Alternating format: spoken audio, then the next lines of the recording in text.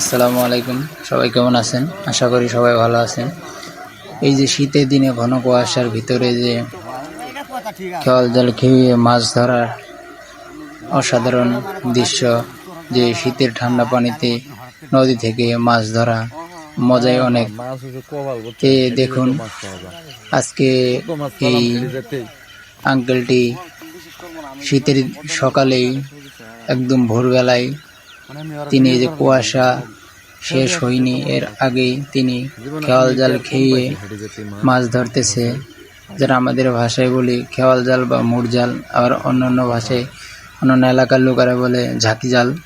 তো এই যে দেখেন, আপনারা দেখতেই পাচ্ছেন প্রতি খেয়ে খেয়ে খালি মাছ আর মাছ। দেখুন, আপনারা আমাদের সাথে থাকুন লাস্ট পর্যন্ত দেখুন সে জালটি ঝেড়ে কতগুলা মাছ পায়। তো এরকম প্রতিনিয়ত শীতের মৌসুমে আমাদের নদীতে অনেক রকমের জাল বড়শি দিয়ে মাছ ধরা হয়। ওই দিকে দেখলেন আরেকটা লোক মাছ ধরতেছে। এই যে দেখেন অনেক রকমের মাছ পেয়েছে, নদীতে অনেক প্রজাতির মাছই রয়েছে এবং যার রিজিকে যেটা মিলে নদীতে খেয়েও দিলে যেটা উঠে। দেখুন এই যে একটা মাছ, এই যে আরেকটি মাছ, অনেকগুলা মাছই পেয়েছে। তে অনেক সময় ধরে মাছ ধরতেছে। এই যে আরেকটি মাছ, এই বেগে তার মাছগুলা রয়েছে। দেখুন শেষ পর্যন্ত সে কতগুলা মাছ পায়। আর প্রতিনিয়ত এরকম ভাবে আমাদের এই নদীতে, যমুনা নদীর একটি শাখায় শীতের মৌসুমে মাছ ধরা পড়ে সবচেয়ে বেশি।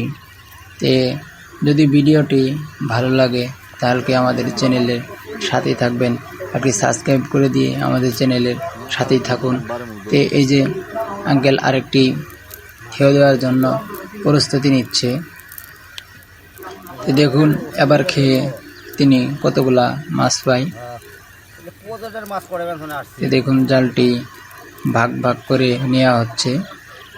দেখুন জালগুলো ভাগ ভাগ করে নেওয়া হইলো। তো এখন তিনি আবার নদীতে খেয়ে দেওয়ার জন্য প্রস্তুতি নিতেছে। দেখুন লাস্ট পর্যন্ত সে কতগুলা মাছ পায়। এই যে কেউ হাঁকিয়েছে, অনেক সুন্দর একটি কেউ দিয়েছে। তে দেখুন কেউটি শেষ পর্যন্ত তোলা পর্যন্ত সে কতগুলা মাছ পায়।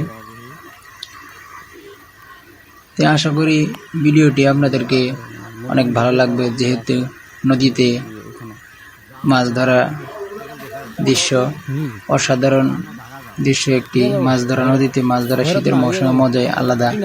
তো এই যে খেওটা দিয়ে এখন তোলা হচ্ছে। তো দেখুন আপনারা আমাদের সাথেই থাকুন লাস্ট পর্যন্ত সে কতগুলা মাছ পায়। এই যে জালটি প্রায় তোলার শেষ পর্যন্ত, এই যে তোলা হয়েছে এখন ঝাড়া পর্যন্ত। আপনারা আমাদের সাথেই থাকুন, দেখুন সে কতগুলা মাছ পায় আজকে। দেখতে পাচ্ছেন জালে খালি শুধু মাছ আর মাছ দেখা যাচ্ছে। দেখুন এখন জালটি ঝাড়া হবে।